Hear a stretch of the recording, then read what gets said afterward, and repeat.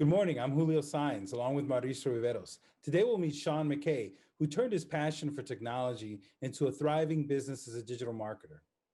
We hope you will be inspired.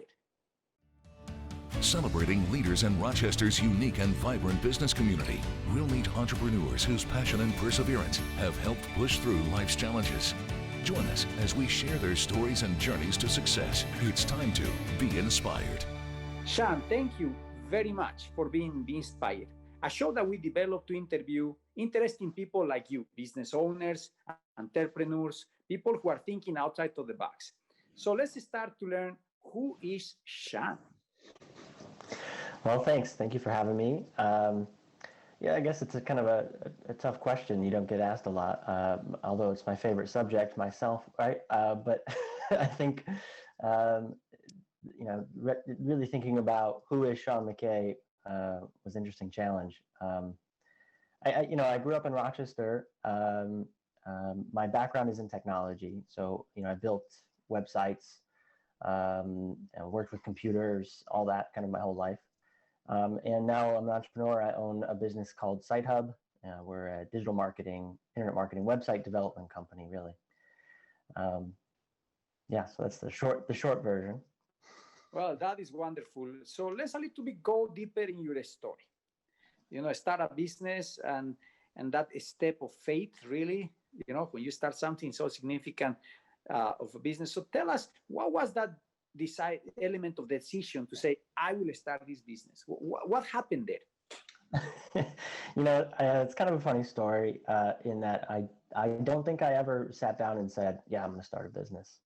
I had ideas kind of my whole life about different things I would do, and many of them were kind of more grandiose, bigger ideas than even what I'm doing today. But really, SiteHub was just the product of, I grew up in a household of entrepreneurs. My dad and my grandfather were both entrepreneurs. Funny story about that. We were like the only kid. I remember being the only kid whose house had 2 phone lines. My dad worked from home, and so there was always, we had line 1, line 2. I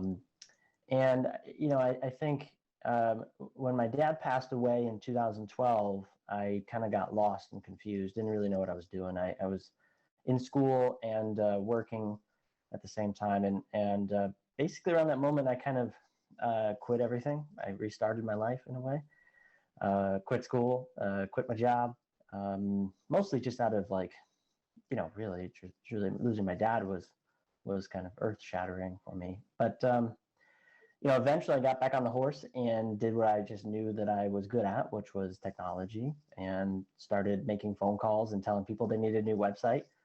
My first pitch was kind of brass. I would just tell people they had a crappy website and ask them if I could fix it.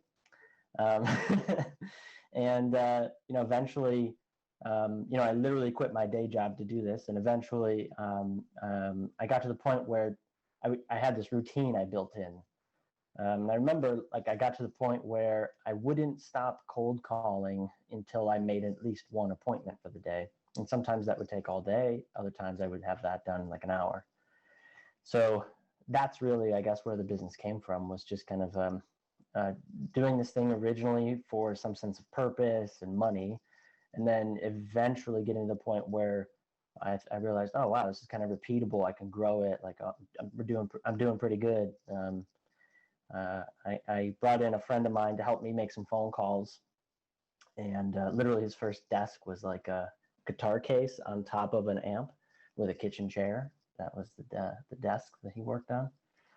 And then he got, he was making the calls. I was building sites, and it kind of grew from there. It was really organic. I don't think there was a day where I sat down and was like, I'm going to start a company. But here I am. This is 8 years later. Oh, great story. That's truly what Be Inspired is all about. I love the way you found motivation to just, restart and reinvent yourself. So what is, when you talk to customers about technology, how do you even start? So many people don't understand the difference between a browser and, some basic things. When you first started calling people, and even now, what are some of the tips that you found work over time to talk with people about technology?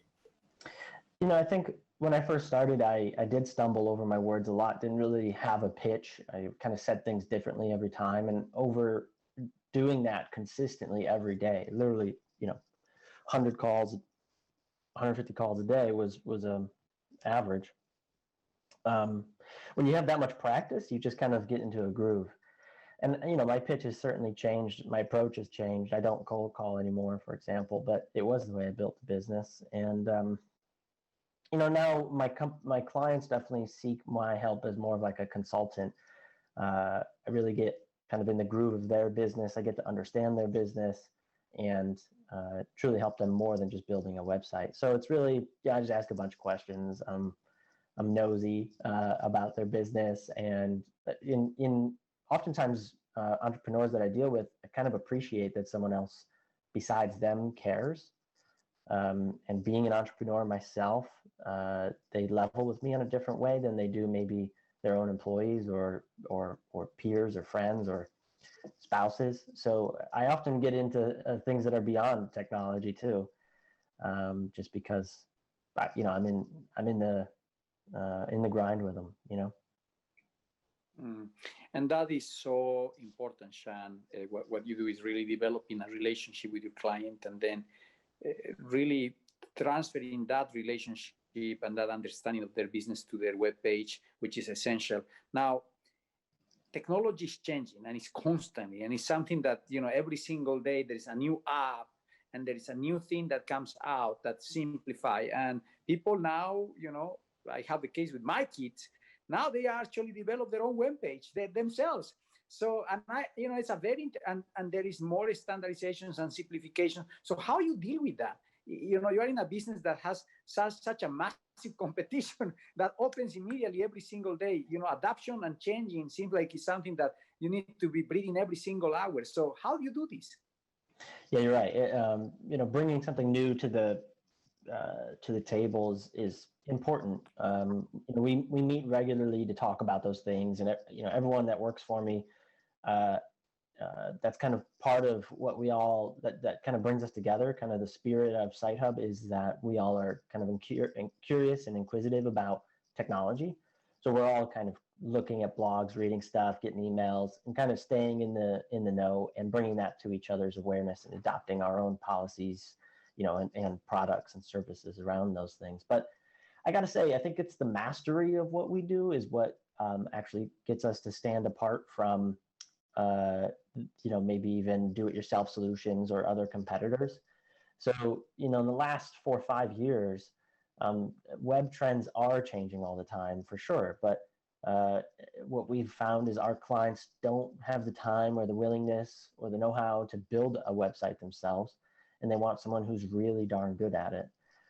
So that's really where we started. I mean, there is something special about us that we pitch, the stuff that goes in our pitch deck. I remember when I hired Steve, who's our project manager. Steve came to us from another company, and he had a frustration that the other company he worked for really didn't listen to his ideas. And I promised him, like, dude, I want your ideas. I want to hear all the input. I want to hear the new stuff, the new way to do something better. And he brought that to me really early on. And we developed what we call a smart site, which is the idea of a website done right. It's useful, it's usable, it's accessible to different languages or people with visual impairments. There's a lot of things that make up a smart site, but in short, it's just we do it really well. We build a nice website. It's professional. It's the way it should be. And that has gotten us really far, actually. Just the idea of building it right, doing it the right way, not guessing. That seems to be what's most important to most of my clients. And you alluded a little bit to the kind of people you want in your company. What are your tips for successful hiring? It sounds like you've brought in some really. I gotta say, hiring's the hardest part. Actually, you know what? Hiring can be daunting. It was actually more scary to me, the idea of hiring, than actually going through the process. Like, I didn't hire people for the first couple of years. We were just all contractors working together, kind of sort of a collective. But for legal purposes and just for the legitimacy of the company, I decided to like, okay, how do I actually hire people? And to be honest, it's easy. The process wise, it's much less scary. And I do right now I'm a Paychex customer, but I started off with a company called Gusto, and I would recommend anybody who's starting a small business, one or two people, just try out Gusto. It makes hiring really easy. But the process of finding good talent is it's impossible, man. I mean, you don't really know when you first sit down with someone if they're the right fit. And I think that trying to know if they are, or trying to hire a perfect hire, it feels like a mistake to me. I feel like you're better off just, obviously doing some sort of filtering and figure out what you want, but ultimately hire somebody. If they don't work out, make a different decision. I haven't found a better way. So I will say you kind of put your finger on something that's still challenging to me today. So, I'm not, my head's not so big that I'm afraid to admit that. Now, talking about this element of hiring and bringing people from outside, today with the internet, we live in a global community that is above and beyond the borders of even this nation.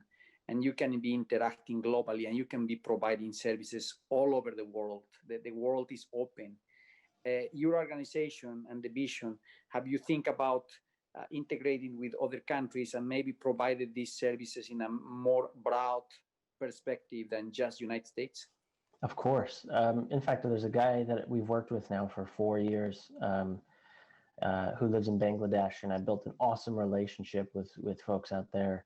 And recently we just supported, there's an RIT grad who's also from Bangladesh who created a women's only cybersecurity, privacy security conference called Privacy. And we were we sponsored that, and that was all in Bangladesh. Right? The reason I brought that up is because it was in Bangladesh. And we really have kind of got some roots there. I'd like to actually visit someday, but we have other staff too throughout the United States. We have clients throughout the United States. I mean, truly, SiteHub's an international firm. Granted, we're very small. Well, thank you, Sean. We'll be back with more after these messages.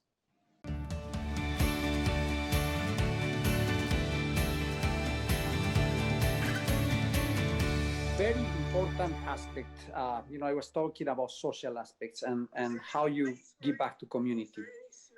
So how is that? How I give back?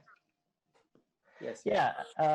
We donate to different causes. We ran every year except for this year. We ran a program, an event called Good Taste, where we all just got together with clients and people and kind of had a party. It was like an excuse to have a party. But every year we raised money for something. A couple of years back it was Puerto Rico. But it's just about. I think the bigger picture for being a Rochesterian is like, being part of this community means more than just giving your money.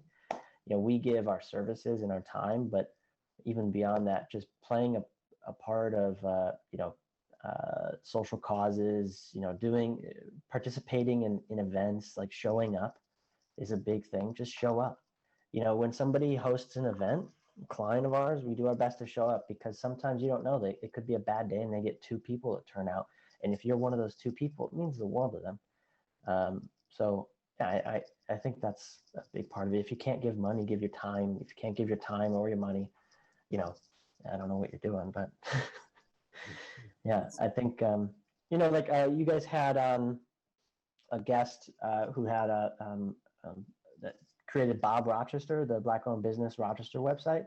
When I saw that episode, I was like, oh, that's really darn cool. And so we donated $500 to the cause or to their website to try to help them start that e-commerce component that they were talking about. It's just small stuff like that, I think, makes a big difference in Rochester. It does. Yeah, that's the great thing about building, I think, that sense of community that we have here, because so many people are from here, or they come here and they stay, and so you have an opportunity to build those kind of networks where other cities are more transient and you don't get a chance to. So speaking about that, how do you make sure you keep customers a long time? Yeah, I mean, so we are very small, and we have to. Our model is built on quality relationships over long term, and not quantity. At any one time, I might be working with 15 clients at most. So it's really important for me to prevent churn and to build client relationships. I think the best way we do that is, like I said earlier, really get to know them and their business, like be actually interested, give a crap, like truly care about their business. And then secondarily, care about them. I mean, I've had people kind of get on me about this in my past, but I still believe to my core that it's important for me to really get to know my customers as personally as they would feel comfortable. And I have some clients that, like, we go out and have a drink. Other clients, like, I know them fairly intimately about their details of their life, and I think that's important. Knowing the people I'm working with and them knowing me, knowing where my heart is and my skills and even my shortfalls and shortcomings. I think truly being open with your customers goes a long way. And then also just be good, and honest. We're really good at some things, other things we're not good at. Those things I am honest about, and we don't do them. If I take on some work where I know I'm not going to be able to perform like an A+ job, I'm honest about that. And then everywhere else where I know that we're good at, I just excel, and I make sure that my team excels to the best of their ability, and do good work, give a crap. I think that's the two pieces of advice for how to keep clients. No, I want to say that I've heard you now twice say that there's jobs you turn down. I think I've heard you say that 3 times, which is admirable. It's actually, something you don't hear a lot of people say, but it's got to be the right fit. Yeah. I mean, there's this joke in the social media marketing community that people will take on a client and then go to the private Facebook groups or to the forums and be like, okay, I just got this client. How do I do it? And it's this joke, like, because it's so often that happens, that people basically, I guess, are out there lying to their customers and saying that they're experts at something, getting the work in, and then being like, okay, now what? I think that's part of like this fake it till you make it culture that was perpetuated by a lot of entrepreneurs and business leaders. And I'm sure it's been said on this show. I don't really believe in that. I mean, I think fake it till you make it's dishonest. I think, there is something about, some sort of posturing that might be beneficial in some areas. And I'm sure actually all of, faking it till you make it is probably beneficial to your wallet in the short term, until somebody catches on that you're lying. And then it's not. And in a community like Rochester, your reputation goes a long way. So I think here it's just like really important for me to be honest in any venture that I'm part of, in any job that we're part of, any client relationship. I really try my best to let people know when there's something that I'm not good at. A little bit broad question. How do you see the future in terms of technology? I always think in holograms, and I'm thinking in something that will be completely like, I don't know, totally outside of anything that we can think, and it seems like everything is possible now. So how do you see the future? Well, in my small slice of the technology world, in web development, social media marketing, I think that this path that we're on now is going to last for quite some time. I think there's going to be a lot of social media websites, and every few years there'll be a new way of presenting the content that'll bring users to it. So, like TikTok brings users, and we're all going to kind of navigate that path for quite some time. I think we're going to find the next social media platform, the next one, and the next one, just new ways of being entertained and distracted from life. And I think websites will probably start to look more like that, or take on some of those features. I think websites will start to be more about kind of fast ways to deliver content, Whereas right now, websites still in a lot of cases are very information heavy and brochure style. I think they'll be moving more towards video first, being like a completely video centric website. Think of like an Instagram page. You're scrolling through and you're clicking video to video. I think we'll see more stuff like that. In terms of like holograms and all those things, probably eventually, but in the next 10 years, I think we're going to still have something that resembles a website, still going to have social media. And I think we're, again, just going to find new ways to try to distract ourselves. Excellent. Really, we have learned a lot with you, Sean, in terms of the innovation, the things that are going on. I love your business story. I love how you started, and I love the passion that you have to serve your clients, which I think is fundamental for any organization, and especially a service provider organization like you. I am sure that with Julio, we will have you in the future in our show, and we will see a very growing and successful organization. Thank you so much for being the Inspired today and tell us about your story. And I'm sure, again, we will have you in the future and learn more of the great things that your organization and you are doing. Thank you. Thank you very much.